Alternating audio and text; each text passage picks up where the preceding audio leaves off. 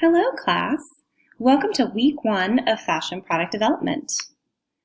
During today's class, we're going to talk about, I'll start with an introduction of just who I am and a little bit about me. And then we're really going to focus on trying to understand a big picture concept of product development. We're going to talk a little bit about supply chains and how they relate to product development. And then I've also featured a video in this week's session, it's separate from this file, about a typical day in the life of a product development manager. So just to get started, my name's Heather. Some of the things I'm a big fan of include my cats, who you may occasionally hear meow in the background of recordings from time to time, my spouse. I really love running and recently have gotten into spinning. I love learning new things. I'm a big fan of museums and botanical gardens, but also a big fan of sports. So hockey, football, baseball, love cheering and love going to sporting events. But lastly, one of the big things is I'm a huge fan of helping others. And I think that's really why I transitioned from working in the fashion industry to being an educator, because I really do enjoy helping others learn about this fantastic field and see their interest in fashion become their future career. An overview of my sort of pathway in the fashion industry is I went to school at FIT. I studied fashion merchandising management for my associate's degree, and then I earned 2 bachelor's degrees, one in, it's a product development focus, and then the second was in footwear design, accessories design. So fabric styling was the official name of my first one. I couldn't remember it at the moment. I was like, what did I get my degree in? So fabric styling and accessories design, those were my 2 bachelors.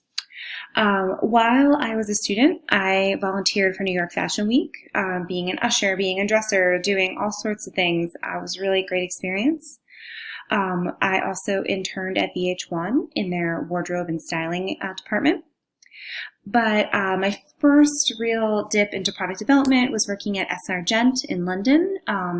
They did private label for Marks & Spencer's, a department store in the UK. And then my last internship when I was a student was with a company called Barganza, and they developed private label handbags and leather accessories for some very high-end department stores, boutiques, and other retailers. So I had a lot of experiences, but a heavy emphasis in product development. My first 2 jobs after graduating were product development focused. I started at Capelli, New York. They do business also as GMA Accessories. And there I worked primarily in women's hosiery and really learned a lot about knitting machines and different processes for hosiery. It was an amazing learning experience. I never thought while I was studying at FIT that I would go into hosiery. Sometimes you just have to be open to what presents itself to you. After that job, I moved to Denver, Colorado, where I worked for Goldbug. And at Goldbug, I actually got to develop a really wide range of products, everything from like sunglasses, footwear, hosiery, hats, swimwear, all for infants, and some products for girls. So really fun. It's really hard to develop anything that isn't really cute if it's so tiny. So it was like a really fun job.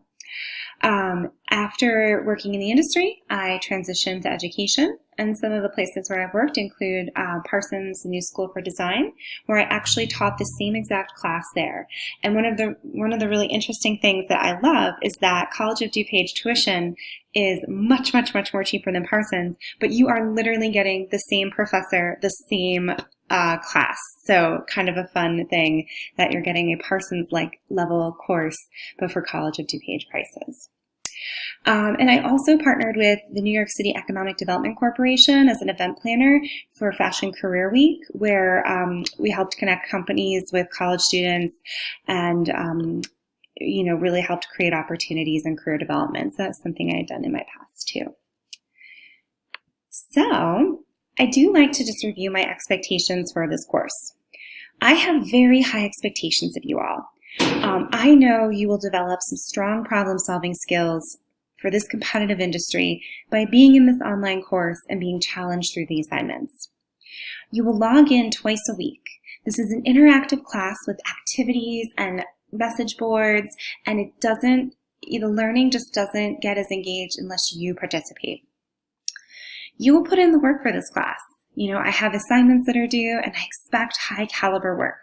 However, I try to gear my assignments as if they are industry based. So for example, some of the assignments that I give you in this class might have been things that I would have asked an assistant to do when I was developing products. So I try to keep them very focused towards the industry and to make them, maybe portfolio pieces or things you can talk about in future interviews. Lastly, I hope that you'll have fun. No one studies fashion because they're just so-so about it. People study fashion because it's an area they're passionate about and that they really enjoy.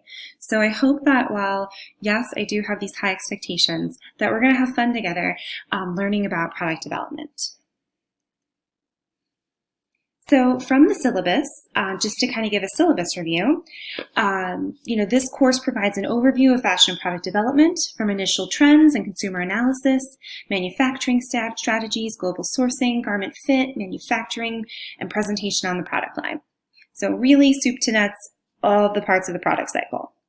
You will learn about the role of the product developer and examine the advantages and disadvantages of successful private label merchandise. If you don't know what private label merchandise means, don't fret. We cover that in this first lecture tonight. This class is designed so that folks who have taken a lot of fashion classes can take this course, but those who are just taking, maybe this is their first or second fashion class, will also be successful. So just kind of letting you know, if you're new to the fashion studies program or just taking this class as a guest student, you will be okay.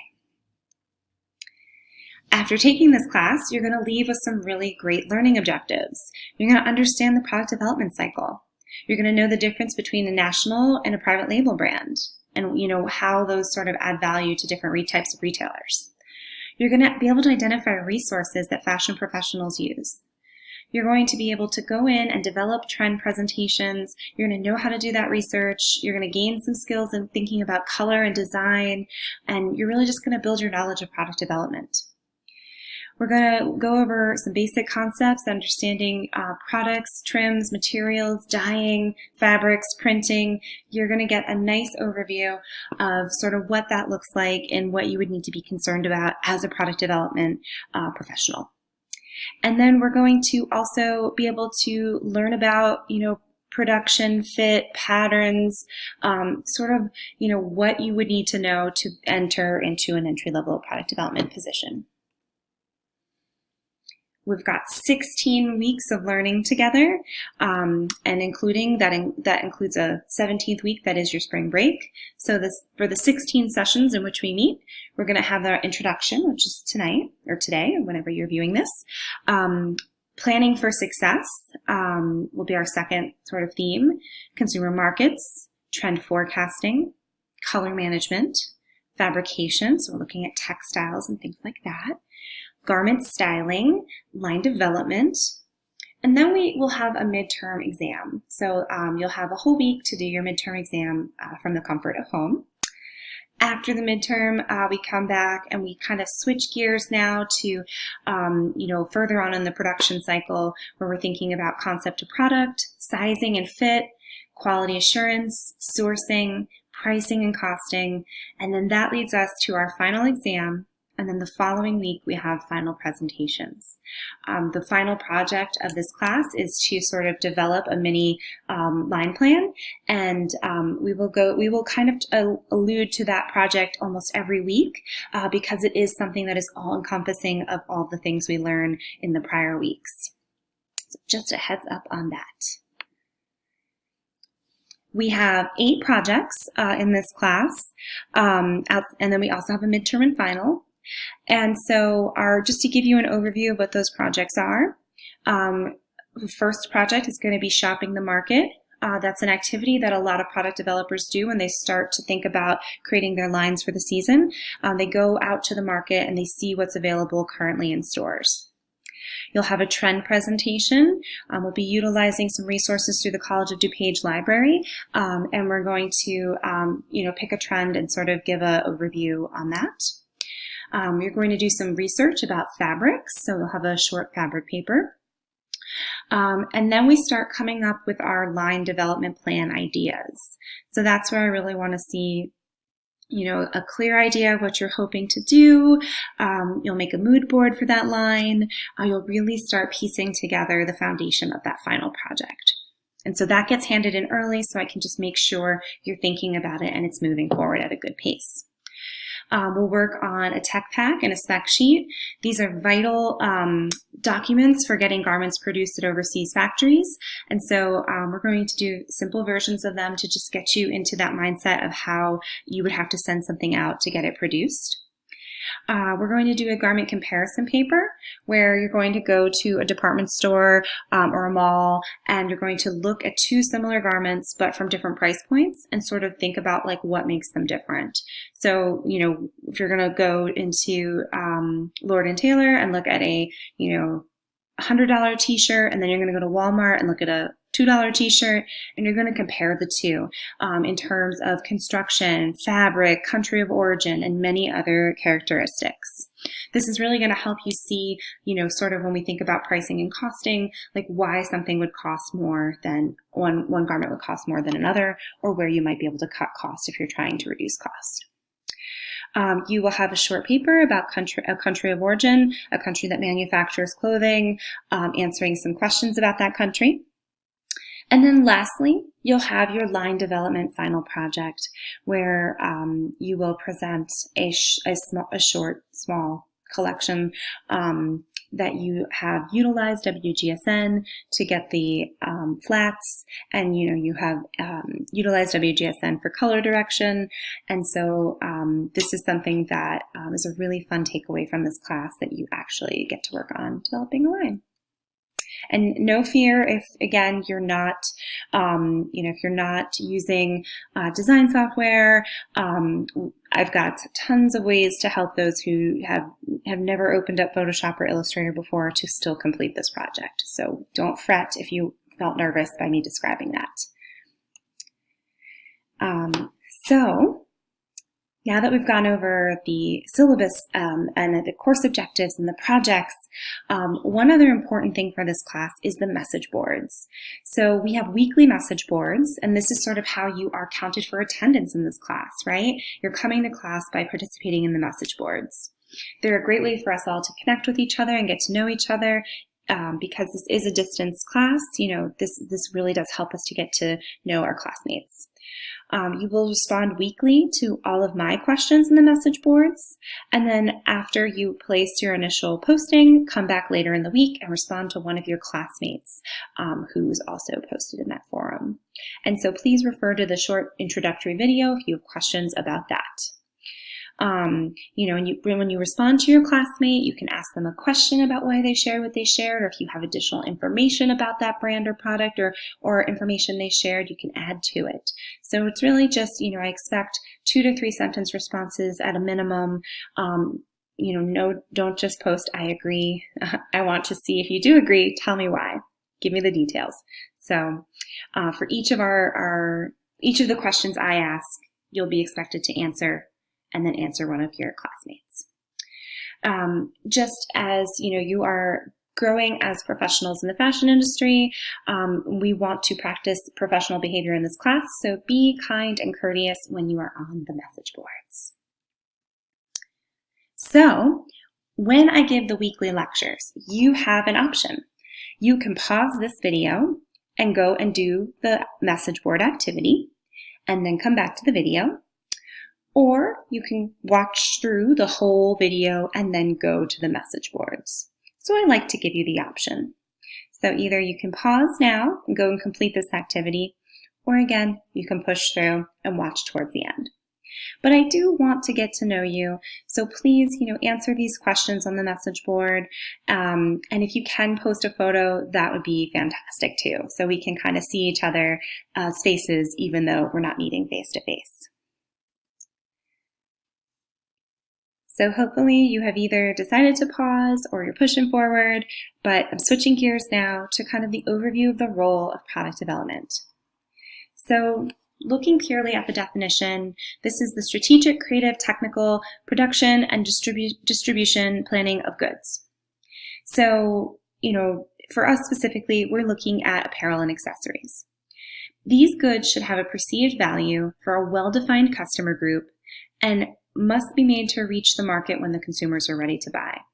So meaning, if you want to hit the market when this trend is where people are looking to purchase. So, if you come too late to market, that can have markdowns and reduced income for your company. So it's really important to be on trend. In the apparel industry, a large majority of products are developed using technical specifications. Everyone calls them tech packs. Tech packs are a set of visual and written instructions that evolve throughout the development process and are finalized before the product goes into production. So when I worked in product development, I must have created over 1,000 tech packs easily because this is just the way that we communicate to our factories overseas. Having both the combination of visual and written helps to cut down on language barriers and really creates a precise direction for that factory about both the visual appearance of the garment and how it should be in terms of measurements for spec. Product development, if we think about it, is consumer driven. Product developers are usually always designing towards a very specific target audience. So whether that's, infants, women, men, girls, boys, but even more defined than that, right? So we might think about that customer's lifestyle. We might think about, colors that will be attractive to them. We might think about the weather that they live in. Are they in a climate where it's warm weather like Florida or Texas? So it's a very, very defined customer. Product development is efficient. We have to be efficient product developers because we need to really help reduce the time to market in which we're producing items. We always have to meet customer delivery dates, so efficiency is important. Product developers need to really be strong in their tech pack and speccing skills. Product development requires partners in the supply chain, partners who are willing to share responsibility and risk. And we'll talk a little bit more about supply chain later in this lecture. So again, if that's a word you've never heard before, don't worry, we will dive into that. Product development is dependent on partners. So partners might be your textile mill or your factory, people that are also part of the design process to be able to meet their schedule for production and delivery to make sure, again, that we meet that consumer demand. And lastly, product development must lend itself to multiple channels. Being accessible to be shipped on time to stores or to online retailers, catalogs sometimes. Those are just some really important things. Now, product developers constantly reevaluate what products they offer, how those products will be produced, and how they will be marketed and distributed to consumers. The big picture hope is making sure that every season, any adjustment that is made turns into an opportunity for increased profit. And of course, well-designed products. When it comes to the dynamics of product development, we want to think about this product development process.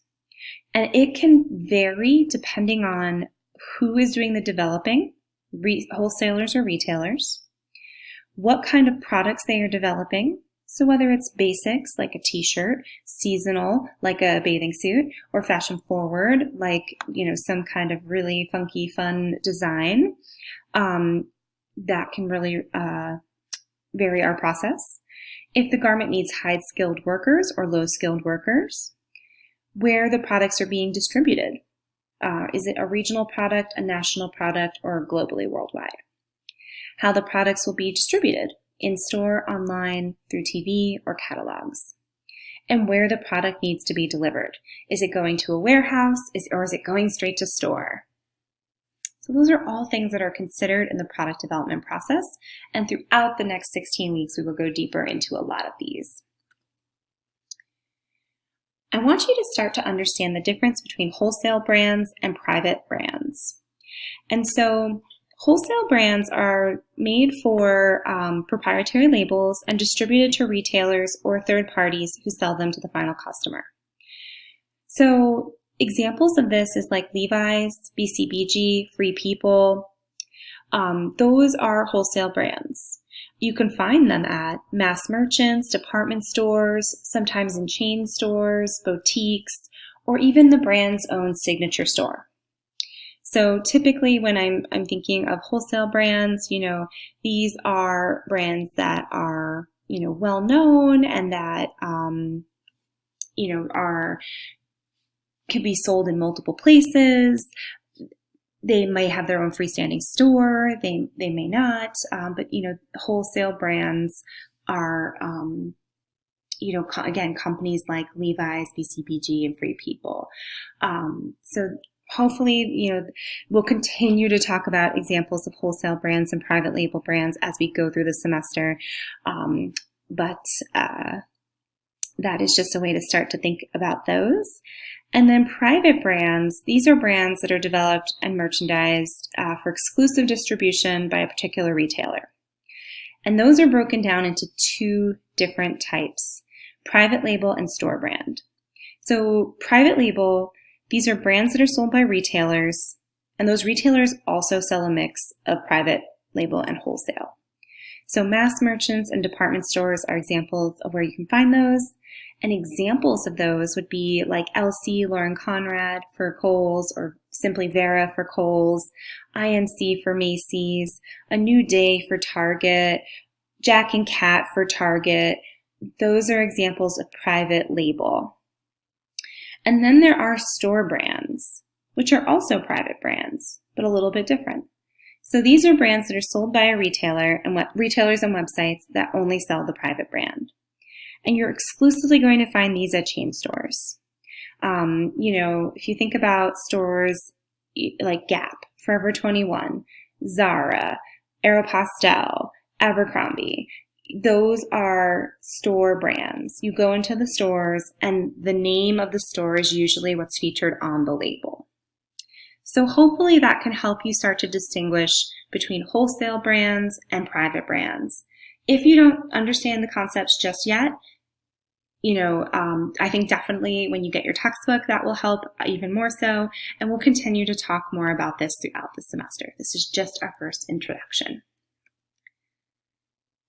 So again, here is another opportunity for message board. And again, you have the freedom to pause here and go to the message board to contribute, or keep pushing through and watching the remainder of the video and doing this at the end.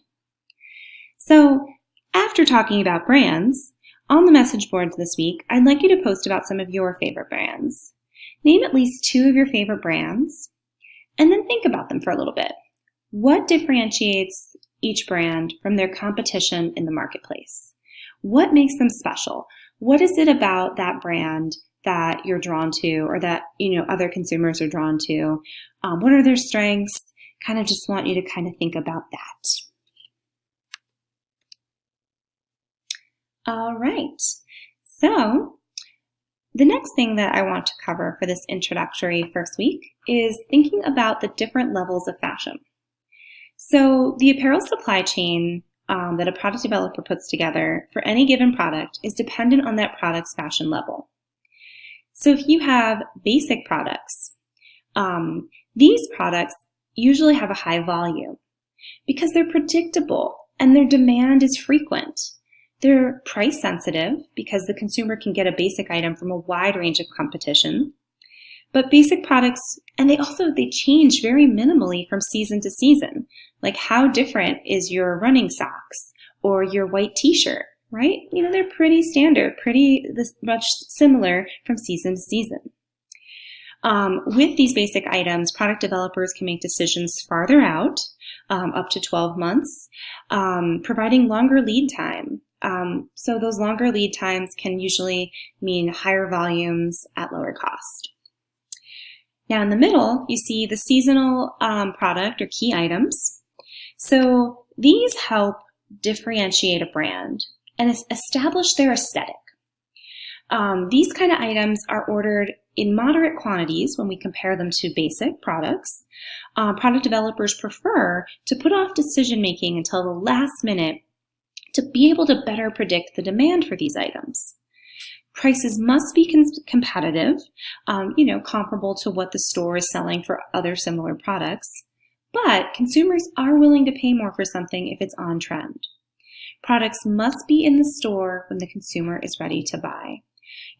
I remember one season, there was something where like Easter was very late in the season, Easter was very early, and sandals, there were some issues with quotas and tariffs for sandals. So the company that I worked for, their sandals shipped late, and that was a key seasonal item for the Easter season, right? Spring, and it really did impact the performance of the sales.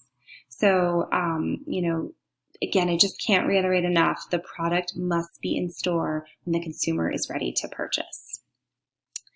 And at the top of this chart, on our fashion level, is fashion forward products or high-tech products. So these, sometimes these products are only distributed online or in a prime location or a flagship store location. They're geared towards the store's more cutting-edge customers, but it helps product developers test out these styles for upcoming seasons. Typically, these lots of clothing are made in small quantities. They're more complex in design, so this can often mean they're more expensive to carry, and it's a bigger risk if they don't sell. It's more money lost.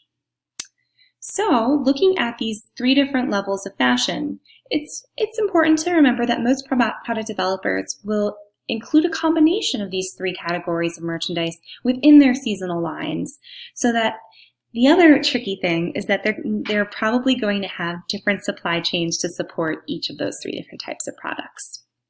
So we're starting to see some layers of complexity thinking about product development and getting products to store on time. For product distribution, the scope of the delivery affects the product delivery calendar.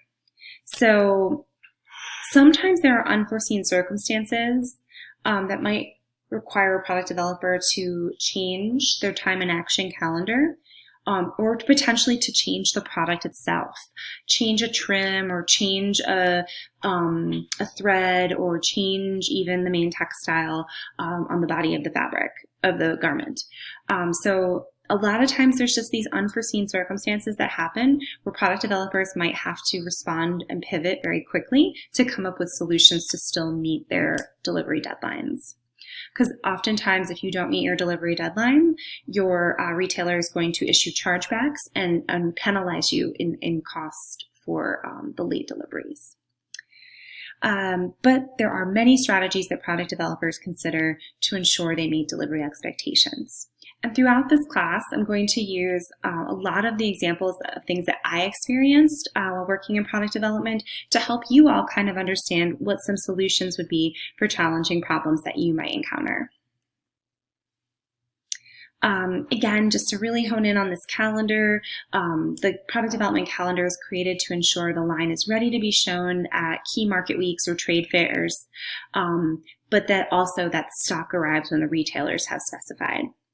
Delivery dates are coordinated with marketing and advertising plans, so there's really no room for error. If the customer sees an item in a circular or in some kind of ad, they're going to want it, and so if it's not in store, that really creates disappointment for the customer. All deadlines are counted back from that delivery date, so once that delivery date is settled, you start working back. When do I have to have color approved? When do I have to have fit samples approved? You really start working back from once you get that delivery date, everything goes back on that. Another important thing to kind of think about is that delivery dates can also vary on weather patterns. So you may have the same product. So for example, let's say you have sandals. You may be delivering those to Florida and Texas and California, right, those warm weather areas, much sooner than you would deliver them to New York, New Jersey, Connecticut. So that even further complicates the delivery process. And retailers have really looked at the weather patterns for their consumers. When I did business with Kohl's, they even, called certain stores warm weather stores, certain stores cool weather stores. They actually, like when thinking about shipping products, they had certain delivery dates for the certain types of stores. So one of the things to think about with apparel and accessories is what are the competitive advantages that each company has, because fashion relatively overall is a stable industry. Sales from year to year are pretty stable, and but there's also a lot of competition in the game. So companies need to establish differential advantage to help them stand out and to help attract customers that are looking for that type of product. So, I've just listed a few companies and what their competitive advantage is. Hopefully when you're listing when you listed your favorite brands on the message board, you probably tacked into or dived into what that company's competitive advantage is. So, switching gears, supply chain. If you've never heard of this term, don't worry. We're going to kind of cover what supply chain is, what it includes. So the apparel supply chain is what we call the network of suppliers and service providers who are involved either directly or indirectly in fulfilling the customer demand for apparel. So everybody who's involved in the making and manufacturing and producing of garments, right? Or one certain garment or a collection of garments. It's the supply chain are the people who are involved in getting the product from concept to in stores. Everyone involved in that process. So that can include people who design, supply materials, manufacture, who are involved in distribution. It can also involve auxiliary companies such as design bureaus, software providers, sourcing agents, credit agents, pattern making services, testing labs, consultants, ad agencies. Again, it is anyone who sort of touches that process of making the product come to life. And product development is one of the most defining steps within the supply chain. So sourcing is important to know about too. 97.5% of apparel in the U.S. is made offshore. So that apparel had to be sourced at factories overseas. Sourcing is the continuous review of the need for goods and services against the purchasing opportunities that meet quality, quantity, price, sustainability, and delivery parameters in order to leverage purchase power for the best value. So sometimes when I was working in product development, I might need a whole sample, like a whole product sourced. So for example, if I needed to source sunglasses, I would go to vendors and I would talk to them about, I need girls' sunglasses. These are some designs that I have in mind. Do you have something can you do something like this? Can you do something similar if you can't do the exact? What's the price? Send me samples for quality. And what's the MOQ, the minimum order quantity? So, sourcing is oftentimes, seeking out how to find the best of the best from different vendors overseas. So, after that, I'd get all my sunglasses samples from my 3 different factories and I'd compare them. I would test them for lead or test them for different things. And then at the end of the day, I would make sure that the highest quality one at the lowest cost was the one that I went forward with no lead. Big thing for children. So you'd be so surprised how much lead is in consumer products. So I went on a little tirade there. Sourcing, this is something that can impact delivery dates too. So sometimes your delivery date will affect who you source with, because factories plan out production timelines far in advance. So even if you found the best sample at the best price at the best quantity, if that factory can't produce it for you until 12 months from now and you need it within 4 months, you may have to go with a different sourcing option. When it comes to supply chain structures, there are two types, push and pull. The most effective apparel supply chains are pull-driven. So kind of going over the disadvantages and what they are.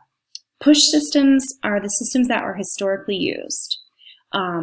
This is where the product developer does the research, looks for what's going to be trending, they place orders, and basically 4 to 12 months later, they receive their supply and it gets to the customer.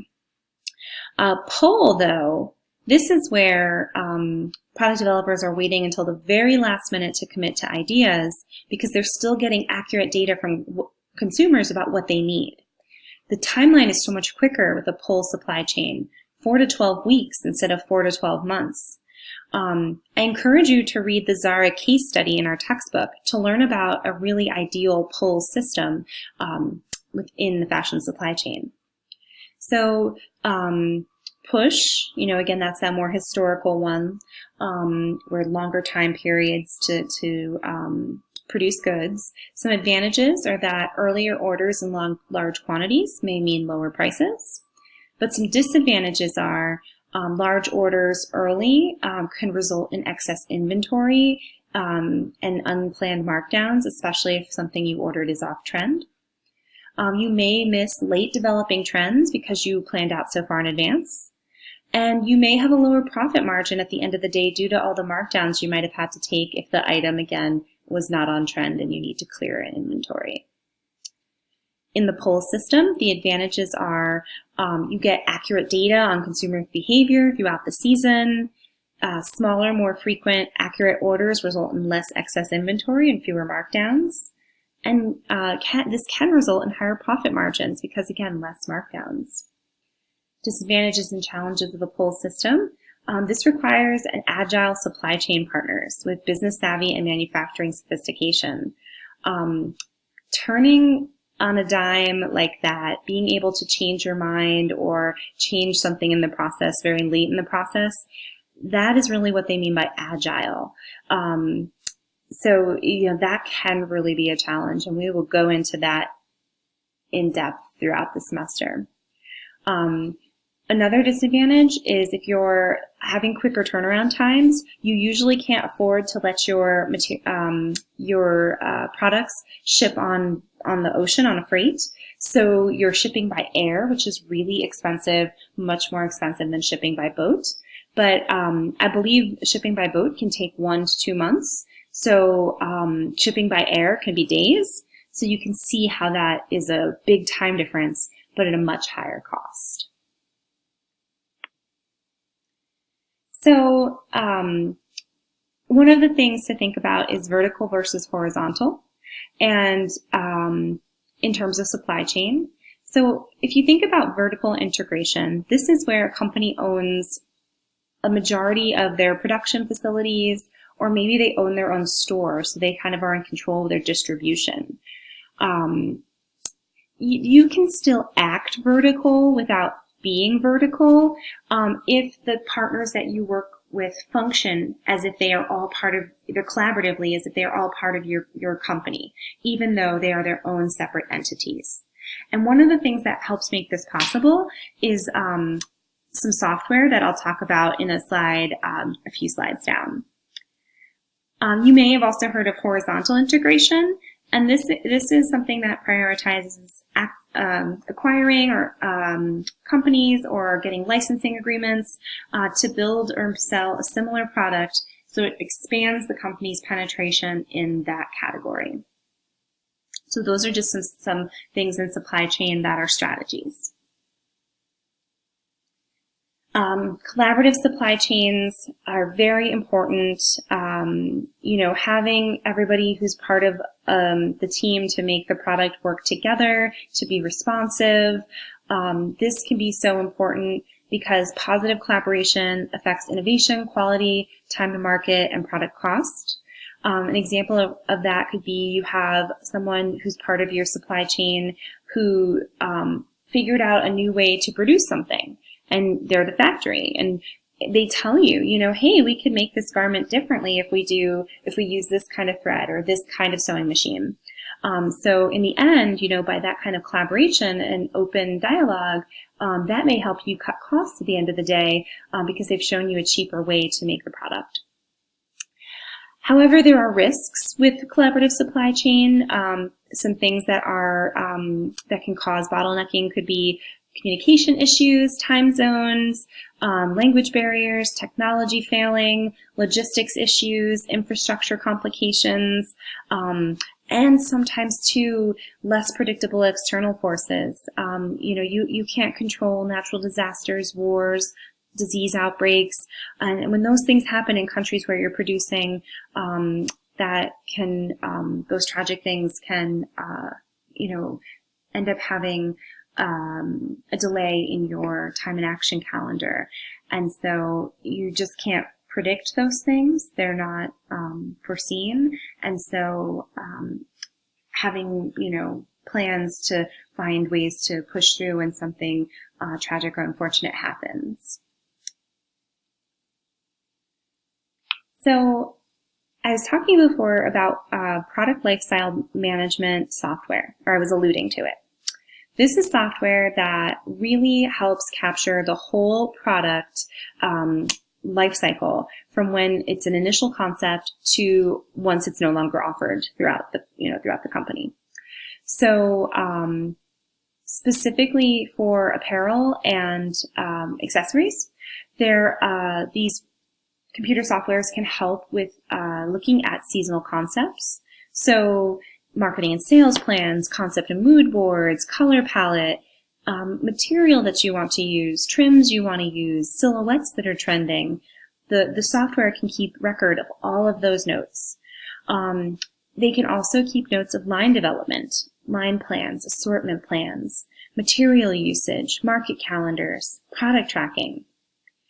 The software also captures definition, different types of specs, initial specs, specs adopted as the product has evolved, production specs, special sizing specs, all kinds of specs details can be captured within PLM software.